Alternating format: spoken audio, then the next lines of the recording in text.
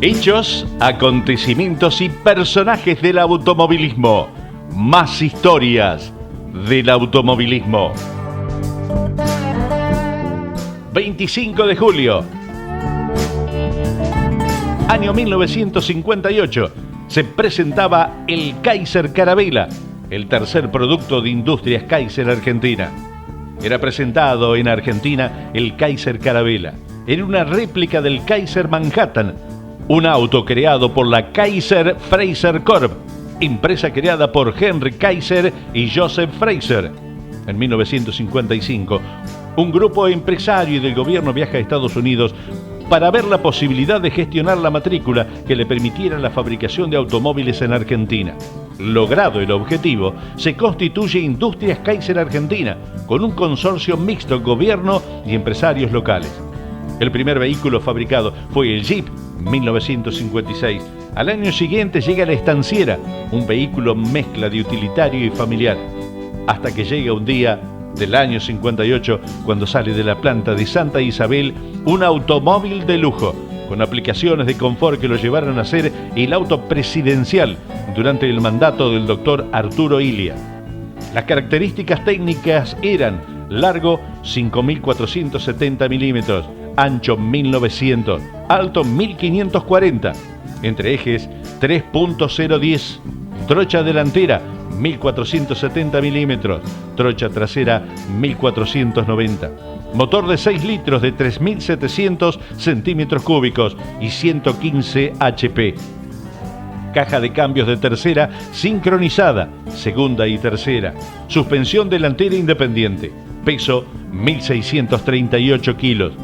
Tanque de combustible de 65 litros. Uso de nafta común. El interior con detalles de gran confort para la época.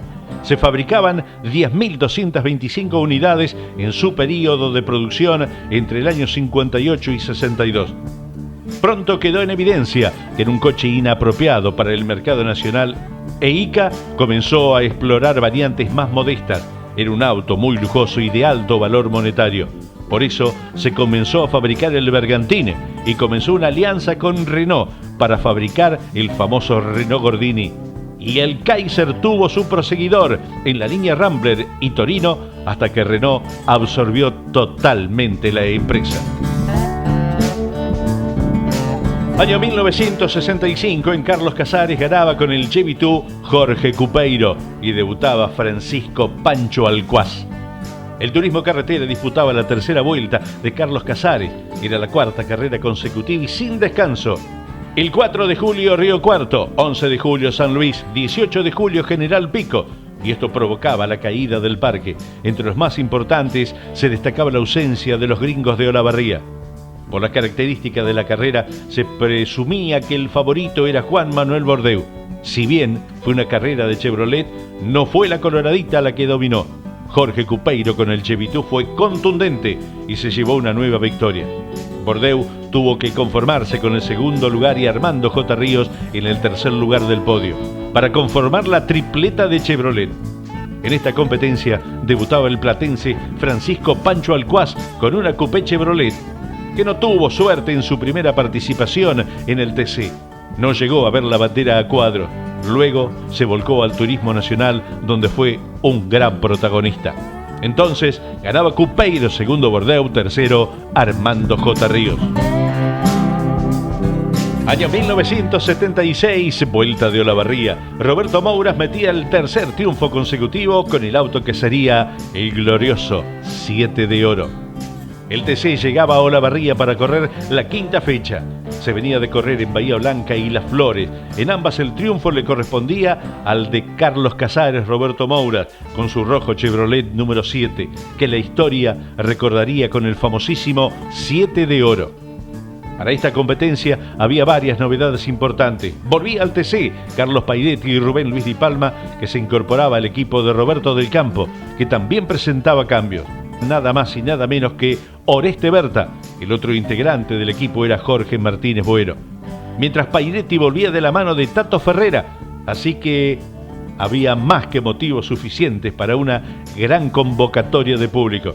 Además, estaba Cupeiro con un Dodge súper veloz. El equipo Ford de Miguel Hercés con Gradasi, Traverso y Caíto Iglesias, amén de Carlos Marinkovic, compañero de Moura, pero que no le iba a regalar nada. Con todos estos ingredientes, una multitud amaneció a la vera del semipermanente Luciano Fortabat.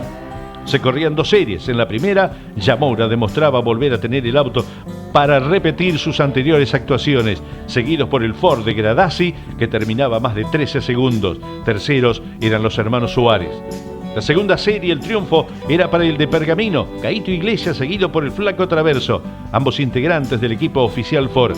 Tercero era el gallego Jorge Cupeiro, con una Dodge veloz en las rectas e indócil al momento de doblar, lo que hacía el deleite del público. Ver a un piloto de los llamados delicados doblar con las puertas, como se dice en el ambiente. Todavía se recuerda la Dodge desparramada tratando de doblar más allá del límite. Y llegaba la final. La carrera duró hasta casi la mitad de la competencia. Se largaba de A3. En la primera, Moura, Gradasi y los hermanos Suárez. La segunda, Caíto Iglesias, Traverso y Bianchi. La tercera era para Cupeiro, Pellegrini y Licevici. En el inicio fue una lucha abierta. El primero en detenerse fue Gradasi, que ingresaba a boxes con una falla. Luego regresaba muy lejos. A partir de la octava, Mouras ponía las cosas en su lugar y comenzaba a manejar la competencia y las diferencias para llevarse el tercer triunfo consecutivo. Atrás, Cupeiro seguía tratando de neutralizar al todavía rojo 7 de oro, doblando con la cola desparramada en cada una de las curvas del Luciano Fortabat. Tercero, llegaba Ricardo Caíto Iglesias para ser el mejor del equipo oficial Ford. Detrás llegaba el otro oficial de Chevrolet, Carlos Marinkovic. Sucediéndolo estaban los 2 Ford oficiales, Traverso, Gradasi. Ganaba entonces el 7 de oro de Roberto Mouras, segundo Cupeiro, tercero Caíto Iglesias. Año 1990, fallecía Alfredo Pian, destacado piloto de los años 50. A la edad de 77 años fallecía Alfredo Pian en Las Rosas, Santa Fe, el recordado Conejo de las Rosas, como se lo mencionaba en su ciudad. Tuvo una extensa y brillante trayectoria dentro del automovilismo deportivo. Llegó a correr en Fórmula 1 en 3 oportunidades, pero fuera del campeonato, en la que fue tercero en San Remo con Maserati. Cuando intentaba clasificar para una competencia del Mundial de Conductores, tuvo el accidente en Mónaco, año 1950. Había clasificado 18º y seguía girando para mejorar la posición cuando sobrevino el accidente, que lo retiró momentáneamente de las pistas. De regreso a la Argentina, volvió a los monoplazas argentinos. Fue 4 veces campeón de fuerza limitada y en 3 ocasiones de fuerza libre, obteniendo además 4 subcampeonatos. También fue un exitoso preparador. En 1959 construyó sobre la base de un motor Ford 6 cilindros una planta motriz con árbol de levas a la cabeza y 3 válvulas por cilindro. Participó en 170 competencias, logrando 71 triunfos y 102 podios. Año 1999. Balcarce y el Flaco Traverso triunfaba por última vez con un Ford en el turismo carretera. El TC corría la 10ª del campeonato. En aquella carrera se incorporaba la chicana antes del ingreso a la recta principal. Eran tiempos de enfrentamiento del de Ramallo con la ACTC. Denuncias cruzadas, cuestionamientos, pero aquel día, desde que pisaba la Sierra, la Barrosa dominaba todo. Ganaba la clasificación, se quedaba con la primera serie, que lo secundaron Diego Aventín y Pablo Rafú. En la serie había un toque para la polémica. El Pato Silva se tocaba con el Flaco y entraba en trompo retrasándose. La segunda serie era para Ernesto Tito Besone, que había clasificado segundo. Lo siguieron el Gurí Martínez y Fabián Acuña. La tercera la ganaba Marcos Di Palma, seguido por el Toto Echegaray y Lalo Ramos. En la final debían largar en primera fila Traverso Besone, pero un problema eléctrico hizo que las 2 debieran largar desde la calle de boxe. Se pensaba que el Flaco, largando solo, no tendría problemas para hacerse de la punta y escapar. Pero Marcos Di Palma salió a buscarlos y le puso todo a la Chevy para acosar y superar al Flaco, que no oponía demasiada resistencia, pensando en el campeonato y sabedor de la rivalidad de Marcos. El auto de seguridad pareció volver a poner picante la competencia, pero Marcos quería ganar nuevamente y le puso toda la potencia al Chevrolet para escaparse. pero la ansiedad lo traicionaba al de Arrecifes, que hizo un trompo y le dejaba la punta al de Ramallo. Ahora Juan María tenía que acelerar. Atrás lo tenía el Gurí Martínez, oponente directo por el campeonato. No podía regalar puntos. De allí en más, el entrerriano intentaba todo, pero no podía. En pista el tercero sería Diego Aventini y lo seguía Marcos Di Palma, que recuperaba 3 puestos después del trompo y quedar séptimo. La sorpresa y desilusión para el Gurí Martínez, que era desclasificado por técnica, que inclusive llegó a plantear su retiro del campeonato. Ganaba entonces el Flaco Traverso, segundo Diego Aventini, tercero Marcos Di Palma. Año 1993, José Luis Di Palma ganaba en Brands Hatch en la Fórmula 2 británica.